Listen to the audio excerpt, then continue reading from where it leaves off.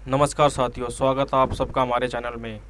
1857 की क्रांति इंडिया में ब्रिटिश ईस्ट इंडिया कंपनी के विरुद्ध पहली क्रांति या फिर पहला आज़ादी का संघर्ष था, जो कि इंडिया के अलग अलग हिस्सों में एक साथ शुरू हुआ था। ब्रिटिश ईस्ट इंडिया कंपनी के खिलाफ हुए इस संघर्ष को इतिहास में असफल माना गया, लेकिन इसके अंदर कई सफलताएं भी हैं। एक और जहां इस विद्रोह ने देश को कई नायक दिए, वहीं अंग्रेजों को राज में बदलाव करने पर मजबूर भी कर दिया था। मेरठ से शुरू हुआ संघर्ष के दौर का असर पूरे देश में देखा गया, लेकिन इसकी असल तस्वीर कुछ खास इलाकों में उभर कर नजर आई। विद्रोह की आग पटना से सटे इलाकों से लेकर राजस्थान के सीमावर्ती क्षेत्र तक फैल गई थी।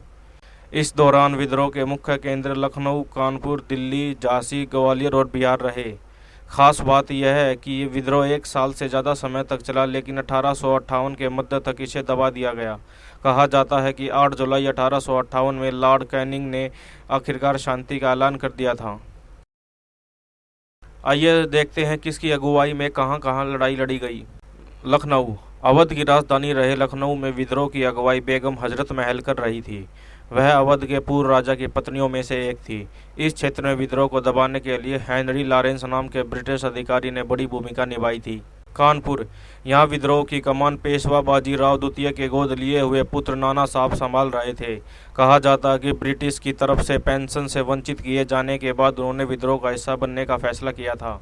इस क्षेत्र में सर कॉलिन कैपेबल ने विद्रोह को दबा दिया था। हालांकि यहाँ अंत तक जंग को जीवित रखने के श्रेय तत्या टोपे को दिया जाता है, लेकिन उन्हें भी अंत में हार का सामना करना पड़ा। इसके बाद उन्हें गिरफ्तार कर दिया गया और मौत की सजा सुनाई गई। झांसी। गोद लिए बेटे को गद्दी का हक देने से इनकार कर रहे ब्रिटिश के खिलाफ यहाँ विद्रोह का नेतृत्व रानी लक्ष्मीबाई कर रही थी। अंग्रेजों के हाथों हारने तक उन्होंने बहादुरी से दुश्मनों का मुकाबला किया। बिहार। जगदीशपुर राजघराने के कुंवर सिंह के नेतृत्व में यहाँ विद्रोह लड़ा गया। इसके अलावा 1857 के विद्रोह में दिल्ली और मेरठ का नाम भी शामिल है। एक और जहां मेरठ को लेकर मंगल पांडे मुख्य चेहरा रहे, वहीं इतिहास में दिल्ली क्षेत्र में बहादुर शाह द्वितीय का नाम दर्ज है। विद्रोह को भले ही असफल कहा गया, लेकिन इसमें कुछ खास बातें भारतीयों के हित में रही। इसमें कंपनी के शासन का अंत, ब्रिटिश राज के हाथों में सत्ता आना, धार्मिक समानता, प्रशासनिक बदलाव और पुनर्गठन जैसी कई बातें शामिल हैं। 1857 की क्रांति के कारण। राजनीतिक कारण, सामाजिक और धार्मिक कारण, आर्थिक कारण, सैन्य कारण, तत्कालीन कारण भी है। राजनीतिक कारण इस प्रकार है। 1857 के विद्रोह का प्रमुख राजनीतिक कारण अंग्रेजों के विस्तारवादी नीति और व्यापक गत का सिद्धांत था। बड़ी संख्या में भारतीय शासकों और प्रमुखों को हटा दिया गया, जिससे अन्य सत्तारूढ़ी परिवारों के मन में भय पैदा हो गया। रानी लक्ष्मीबाई के दत्तक पुत्र को झांसी के सिंहासन पर बैठने की अनुमति नहीं दी गई थी। डलहौजी ने अपने व्यापक गत के सिद्धांत का पालन करते हुए सतारा, नागपुर और झांसी जैसे कई रियासतों को अपने अधिकार में ले लिया। जैतपुर, संभल और उदयपुर भी हड़प लिए गए। लॉर्ड डलहौजी के द्वारा अवध को भी ब्रिटिश साम्राज्य के अधीन कर लिया गया, जिससे अभिजात वर्ग के हजारों लोग, अधिकारी, अनुचर और सैनिक बेरोजगार हो गए। इस कार्रवाई ने एक वफादार राजा अवध को असंतोष और षड्यंत्र के अड्डे के रूप में परिवर्तित कर दिया। सामाजिक और धार्मिक कारण इस प्रकार हैं। कंपनी शासन के विस्तार के साथ साथ अंग्रेजों ने भारतीयों के साथ अमानवीय व्यवहार करना प्रारंभ कर दिया। भारत में तेजी से फैल रही पश्चिमी सभ्यता के कारण आबादी का एक बड़ा वर्ग चिंतित था। अंग्रेजों के रहन सहन, अन्य व्यवहार एवं उद्योग विस्तार का असर भारतीयों की सामाजिक मान्यता पर पड़ता था। 1850 में एक अधिनियम द्वारा वंशानुक्रम में के हिंदू कानून को बदल दिया गया। ईसाई धर्म अपनाने लेने वाले भारतीयों को पदोन्नति कर दी जाती थी। भारतीय धर्म का अनुपालन करने वालों को सभी प्रकार से अपमानित किया जाता था। इससे लोगों को यह संदेश होने लगा कि अंग्रेज भारतीय को ईसाई धर्म में परिवर्तित करने की योजना बना रहे हैं। सती प्रथा तथा कन्या भ्रूण हत्या जैसी प्रथाओं को समाप्त करने और विधवा पुनर्विवाह को वैध बनाने वाले कानून को स्थापित सामाजिक संरचना के लिए खतरा माना गया। शिक्षा ग्रहण करने के पश्चिमी तरीके हिंदुओं के साथ साथ मुसलमानों की रूढ़िवादिता को सीधे चुनौती दे रहे थे। यहाँ तक कि रेलवे और टेलीग्राफ की शुरुआत को भी संदेह की दृष्टि से देखा गया। आर्थिक कारण इस प्रकार है।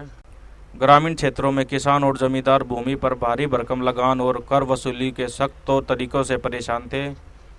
अधिकांश संख्या के लोग महाजनों से लिया गया कर्ज भी चुकाने को में असमर्थ थे, जिसके कारण उनकी पीढ़ी पुरानी जमीन उनके हाथ से निकलती जा रही थी। बड़ी संख्या में सिपाही खुद किसान वर्ग से थे और वे अपने परिवार गांव को छोड़कर आए थे, इसीलिए किसानों का गुस्सा जल्दी सिपाहियों में फैल गया। इंग्लैंड में इंडस्ट्रियल रेवोल्यूशन के बाद ब्रिटिश निर्मित वस्तुओं का प्रवेश भारत में हुआ, जिसने विशेष रूप से भारत के कपड़ा उद्योग को बर्बाद कर दिया। भारतीय हस्तकला उद्योग को ब्रिटेन के सस्ते मशीन निर्माता वस्तुओं के लिए प्रतिस्पर्धा करनी पड़ी। सैन्य कारण इस प्रकार है। 1857 का विद्रोह एक सिपाही विद्रोह के रूप में शुरू हुआ। भारत में ब्रिटिश सैनिकों के बीच भारतीय सिपाहियों का प्रतिशत 87 था, लेकिन उन्हें ब्रिटिश सैनिकों से निम्न श्रेणी का माना जाता था। एक भारतीय सिपाही को उसकी रैंक के एक यूरोपीय सिपाही के से कम वेतन का भुगतान किया जाता था। उनसे अपने घरों से दूर क्षेत्र में काम करने की अपेक्षा की जाती थी। वर्ष 1856 में लॉर्ड कैनिंग ने एक नया कानून जारी किया, जिसमें कहा गया कि कोई भी व्यक्ति जो कंपनी की सेना में नौकरी करेगा तो जरूरत पड़ने पर उसे समुद्र पार भी जाना पड़ सकता है। तात्कालिक कारण इस प्रकार थे। 1857 के विद्रोह के तात्कालिक कारण सैनिक थे। एक अफवाह यह फैल गई कि नई एनफील्ड राइफलों के कारतूस में गाय और सूअर की चर्बी का प्रयोग किया जाता है। सिपाही को इन राइफलों को लोड करने से पहले कारतूस को अपने मुंह से खोलना पड़ता था।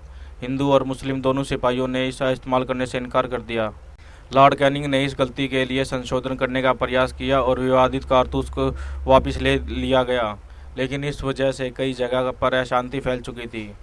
मार्च 1857 को नई राइफल के प्रयोग के विरोध मंगल पांडे ने आवाज़ उठाई और अपने वरिष्ठ अधिकारियों पर हमला कर दिया था। 8 अप्रैल 1857 ईस्वी को मंगल पांडे को फांसी की सजा दी गई थी। 9 मई 1857 को मेरठ में 85 भारतीय सैनिकों ने नए राइफल का प्रयोग करने से इनकार कर दिया था तथा विरोध करने वाले सैनिकों को 10-10 वर्ष की सजा दी गई।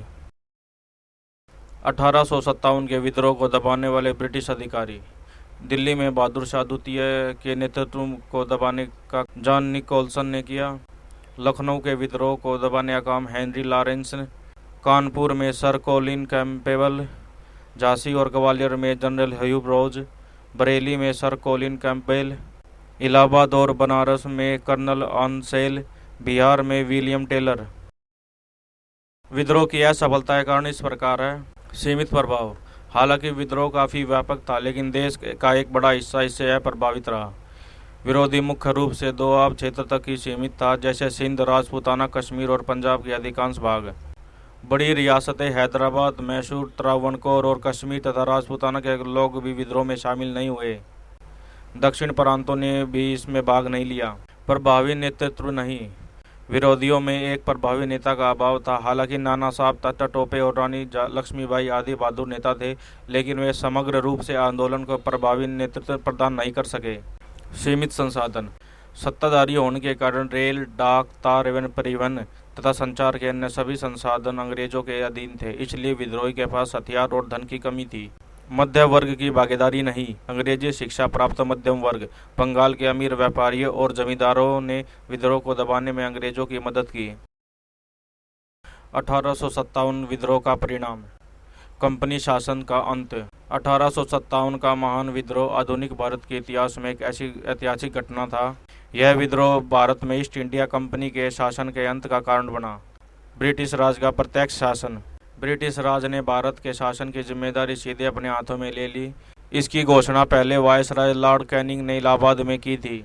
भारतीय प्रशासन को महारानी विक्टोरिया ने अपने अधिकार में ले लिया, जिसका प्रभाव ब्रिटिश संसद पर पड़ा।